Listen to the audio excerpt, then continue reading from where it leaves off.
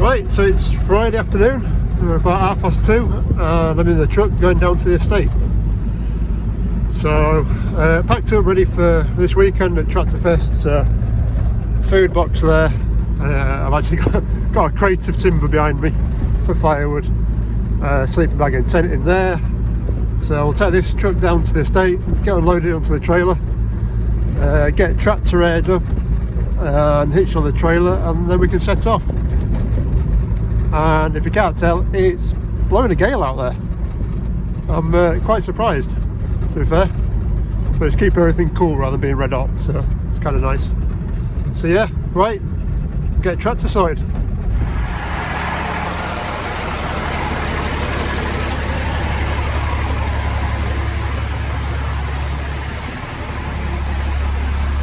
Right, that's one crate I've got to put on. I've also got to put on my barbecue down there, and then trailer on, ridge plate on, and then I've got a pallet, a crate in the back of there with timber in, so not too bad. Just wait for this old girl to air up, so it'll take her a while, but we'll just get forklift and lob on the trailer now. You know when you think of everything but forget one? Yeah, bloody bucket's on. Oh well, right. Get that lobbed off and forked on. I'm expecting to leave about 3 o'clock, so I think it's actually about 2:15 at the moment, so there's no rush. I just hope to want to hit all the afternoon traffic. So it is a Friday, and I'm sure a lot of people are coming to see us this weekend. So a lot of tractors on the road on a Friday afternoon is probably not going to do everybody a favour. So, right, tens are over there, we'll get them logged on and I'll come back to you. Right, well that's the trailer loaded. So it makes life a lot easier putting these crates on with stuff in them. So just shove them forward, put the side back up and get the trailer back on. It's over there. Well, I thought that was impressive. So later on I've just got a strap to throw over. Also stops these sides from flapping. Hey look, in one! Right, shut the doors. Hitch that up, strap that down, and then we're about ready to set off.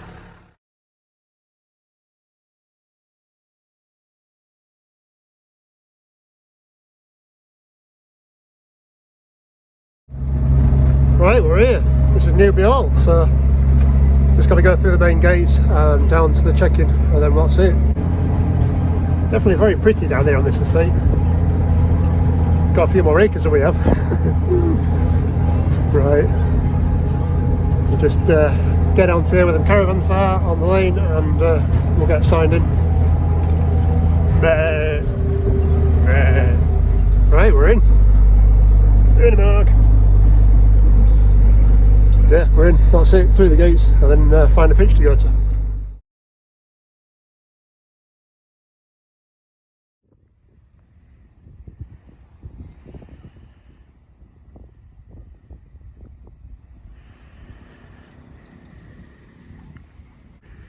Right, well, we're unpacked.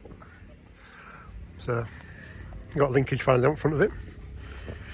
I couldn't put on at the estate because I couldn't see out onto the road. It's bad enough having a bonnet that's that long anyway, without another 2 or 3 foot at front, so stuck that on. She's about clean. Could do with the windows a bit more, but and well, the cleaning job wasn't great, but never mind. So yeah, load of wood. Obviously don't need that. Another pair of boots if it gets really wet. And then tent, sleeping bag, gas, for doing a bit of cooking on it morning. Bag full of food, which probably should have been in the cold box, but there you are.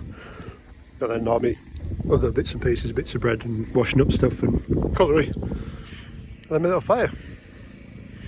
We're usually down this corner anyway, but they don't seem to have cut it this year, probably because of, well, big dead ash tree. But there you are. So yeah, we just wait for other lads to turn up. Compared to other years, there's one missing. One of his last told him that he's not coming. Not really, but another lad that's coming in morning, and I think Lurchio's coming down this evening as well, so we'll see who turns up, and well, I've started already. Right, that's the bed set up anyway. Well, a tent and my sleeping bag, and the world's most useless little mattress under it. But I usually bring like a massive one. I'm not kidding, it sits like 18 inches out and pretty much fills all that and pushes all this out. But you always find it goes down at night time and you end up just being sat in the middle with this thing on top of you. So I've abandoned that. And to be fair, I can't sleep in one of these, it's too light and usually too noisy. So I know there's a Jenny that side and there's a bit of like red and white tape, but we'll see.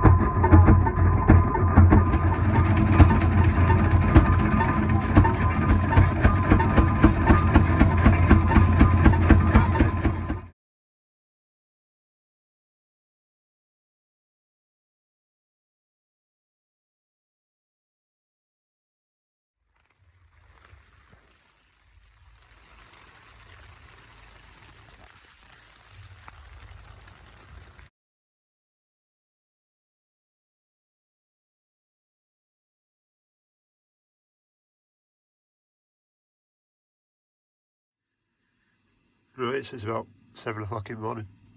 I think I've been up for an hour already. But yeah, just in track. I've just got radio on and well, I'm making myself a brew. And before anybody gets worried, I don't know if you actually see the gap that's in my door. It's like a Land Rover. As bad as that thing. So yeah, just gonna make myself a brew. My mate's fast asleep in his little tent. Even dog's wondering what's happening in cab. And yeah, there's only 2 of us at the moment. My mate's brother's turned up as well at some point. There's another lad coming, so it shouldn't be too bad. But yeah, I don't sleep very well in tents at all.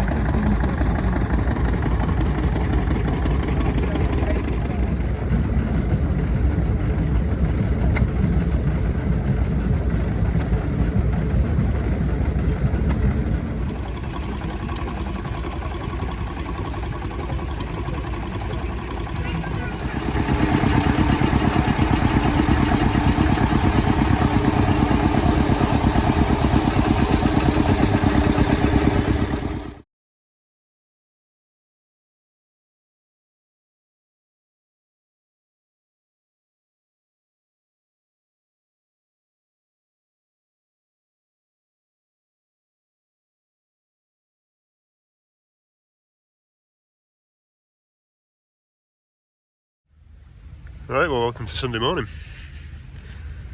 Looks like it's going to be a busy day today. And hopefully they're going to have that little Fergie going at the back with Baylor. Be nice to see. I don't think they're running that yesterday. So yeah, had a good night last night, a few beers. And well, bed. I actually got a bit of sleep, so it was good. But lined up back on field again. There should be a little 900 turbo coming. But this is the biggest turnout of MB Tracs we've had, because it used to be just me and old girl on my own and quite a few mogs, but the mogs seem to have disappeared a bit now. But yeah, unusual to have two 1500s, and even more rare is 1100. There aren't many of them built, and she's in really fine fettle as well.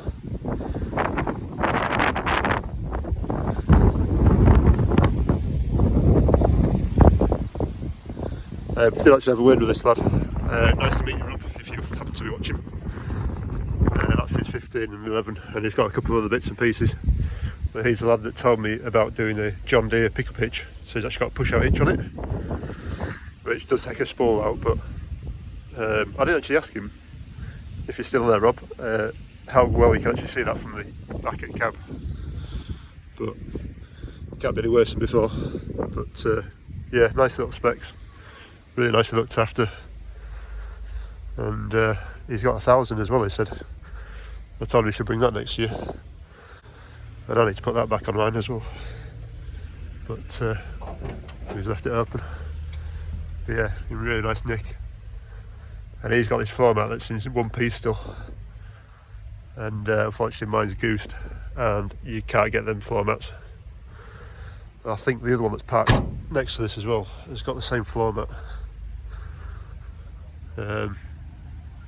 Don't know who's this lad's one is, but I think it might be a French one, an imported one, because of the hitch.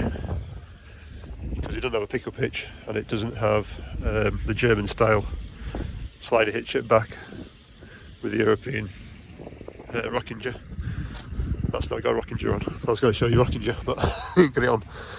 But again, in nice original condition. The original mud guards on it, and looking quite tidy. And then obviously got a 406, which I do have a bit of a soft spot for after having one for a couple of years. Well, having two for a few years.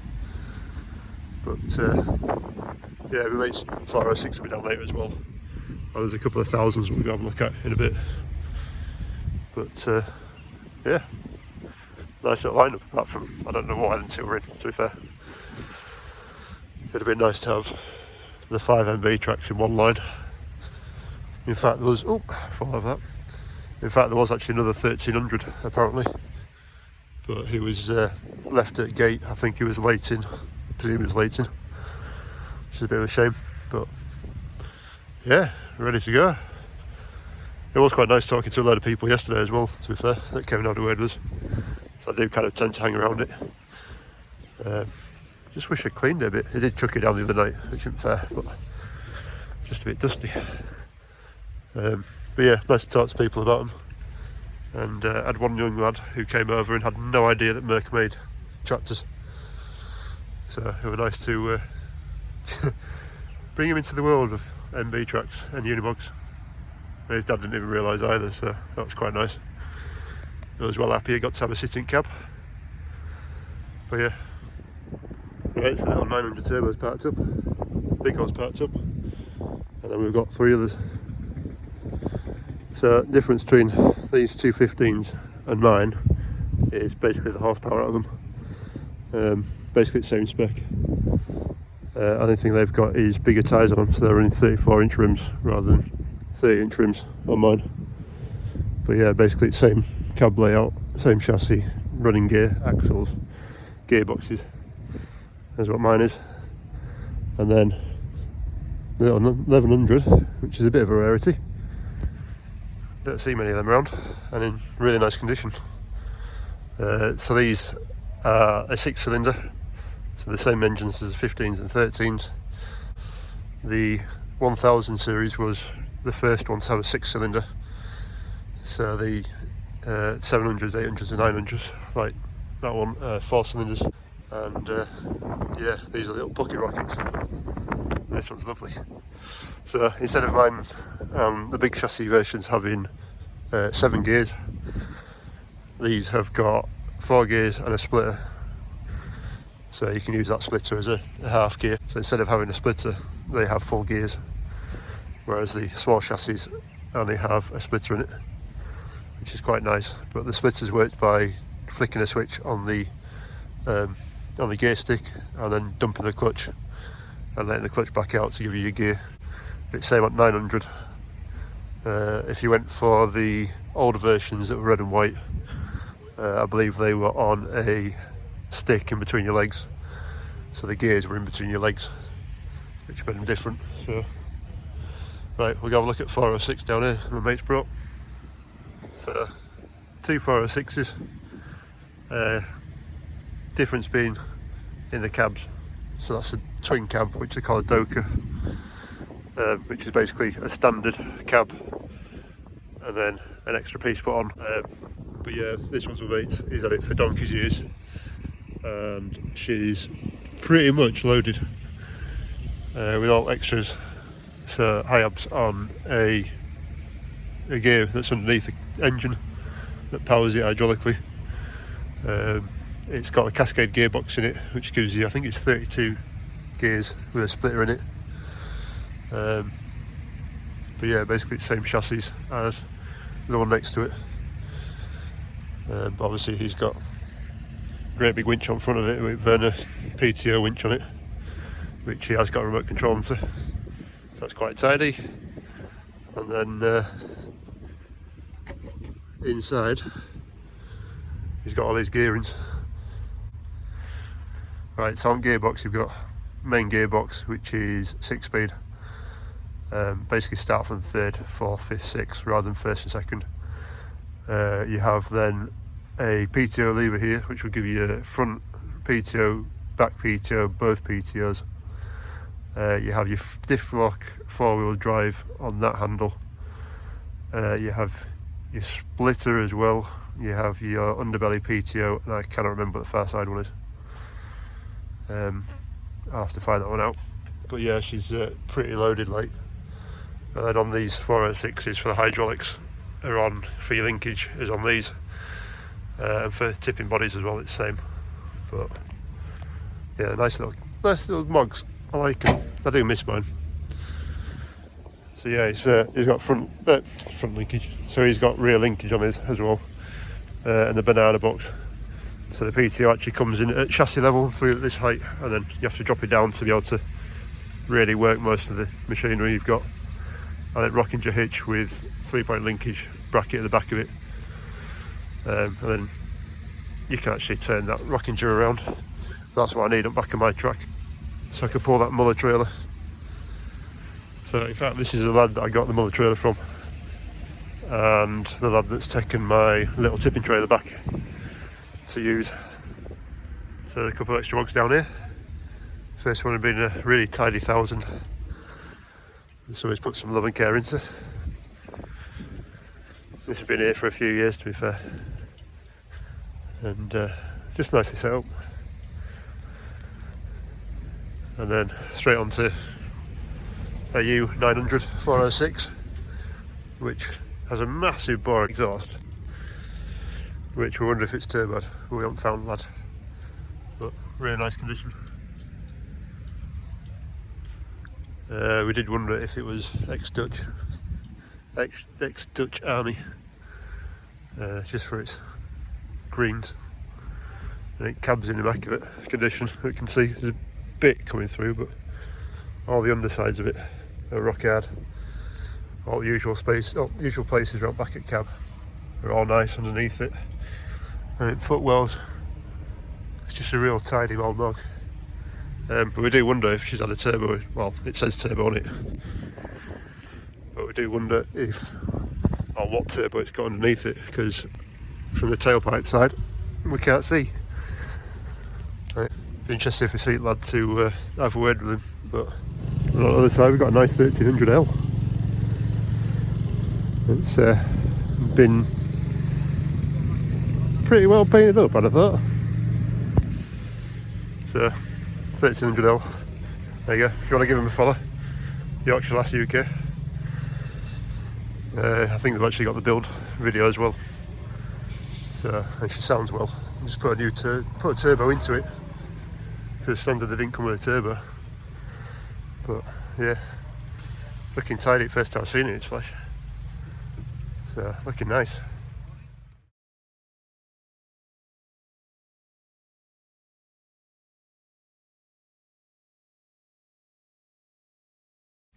Now we get to a fairly new U500.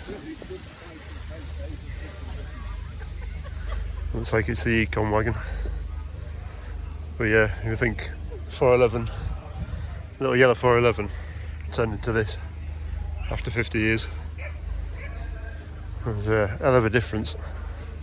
I can't just remember how many horses are in these things. But there've been more than 35. Right, so I seem to be developing a bit of a soft spot for these little 2 cylinders, little German ones. Well, in fact, this is an Austrian one. But little Linda. Yeah, cute. Now I've got a picture of me, my brother as a baby, and my grandparents in Austria, and they were loading a tractor similar to this with a little trailer up back.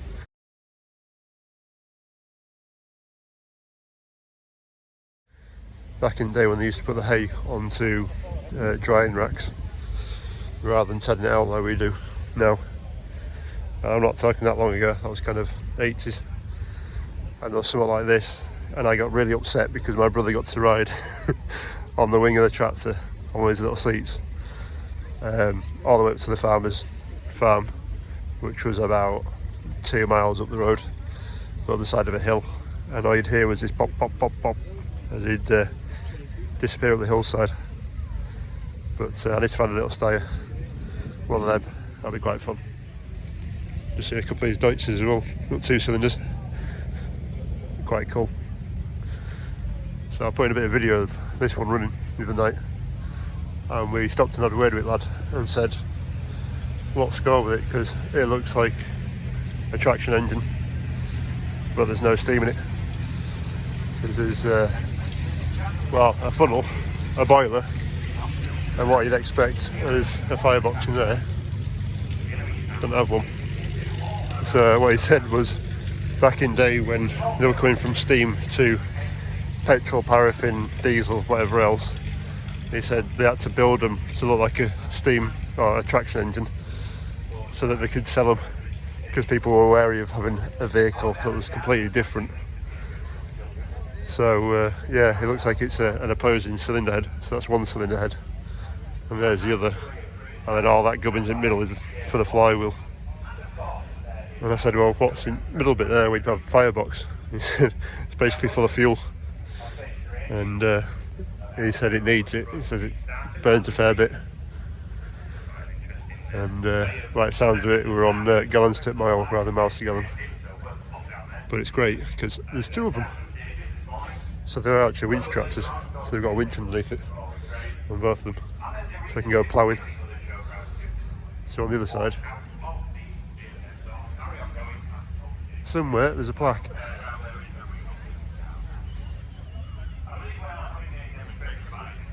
So yeah, that's what I like to find at these shows, something a bit odd. And that Belarus is the same kind of thing as well.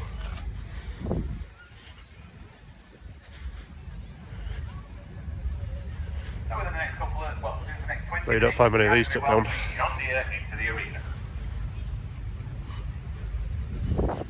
Came in with a big trailer on back as well.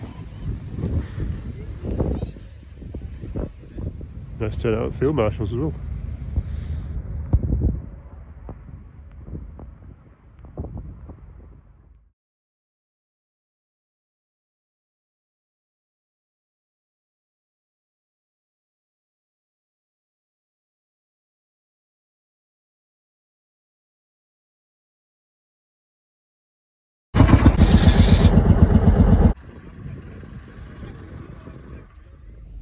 It's just trying to rain again, so I'm back inside with the brew. Joys having a big cabby, but there's plenty of people still around for a bit. Right, morning ladies and gents, welcome to Tuesday morning. It's now the 11th and as you can see the big girl is back home. So unfortunately my phone died on Sunday, so I didn't really get much footage, which was a bit of a pain. I did try charging it through radio with this, but I forgot how long it takes in radios. But yeah, but no, it was a good weekend. It was actually quite average with the amount of numbers of people or public coming over the 2 days. You kind of find that Saturday's a bit slower than Sunday. I think Sunday's just everybody's chilling out, trying to enjoy themselves with families and stuff. But yeah, it was really nice to talk to people. I kind of tended to sit around cab for quite a bit, just because I wanted a chilled out weekend really. After having a couple of times walking around the grounds, you kind of get a bit used to seeing stuff. But no, it was really nice to talk to the public. A couple of people I know through YouTube turned up, which was really nice. So hi to those guys that saw me. And just chatting to the other owners as well that have these. And actually putting names to faces as well. So Rob, who's one of the lads on forum, he came to see us and we had a quick chat again. And he's got that really nice 1500 and 1100. So it was nice to actually properly talk to him again. And yeah, just generally having a chat with people. She ran really well. One thing I have had though is at over 40k, which obviously I didn't do. At the front end, I did start bouncing quite a bit because I put some air into the tyres. I think I'm running at 26 psi, which is what it says in the book. But at that, front end would just start getting a nod on. And even just setting off, there was a proper nod on it when I was going down roads. So it just knocked off a couple of revs and it settled back out. So might just have to drop PSI out of them a bit more. But yeah, she was fine. Only thing I did have on the way home was I've left my door open. Tried setting off. I talked to be fair, at the weekend I talked to a couple of young lads. One lad had no idea, and his father had no idea that Merck had made tractors. So that was quite nice, just having a chat with them. And let him have a sitting cab. And there was another young lad and his father, right at the end on Sunday, had been stood there waiting for a while. And as I fired this up, they came across and had a word with us. And he said, my lad's mad on having MB Tracs, he loves them. He says, can he have a sit in it? I said, yeah, no problem. Sat in it, had a chat with them for 10 minutes or so, all shared up, and went to set off, and I just ground gears, which is not good. I didn't seem to have any clutch, so I ended up looking down. There's a little reservoir in here, which is actually overfull now, but that was pretty much down to where the bottom of it was and where the pipe was trying to suck air into it. So I ended up starting her in gear, which is not good, and going back down to the campsite and actually pushing clutch down a couple of times, which actually brought it back, which was nice. But mate and man was down there, Jacob and Lib had some .4, so that was quite nice. Just chuck that in there, and she was right as rain. So I do have a little weep somewhere on that cylinder or the slave cylinder, I'm not sure. But yeah, so that was interesting. But after that, plain sailing all the way home, to be honest. I had very little traffic on Sunday. About 6 o'clock I think it was. Whereas on the way there, poor wagon got stuck behind me. And the road attack, there's a lot of double white lines, so he couldn't overtake. So I ended up sticking into a gateway, which nearly threw me onto the seat. So of course there's a big pothole either side of it. But anyway, he was grateful. So yeah, good weekend, and nice to have a look at some mugs that were there as well. But right, I better go with some work for today.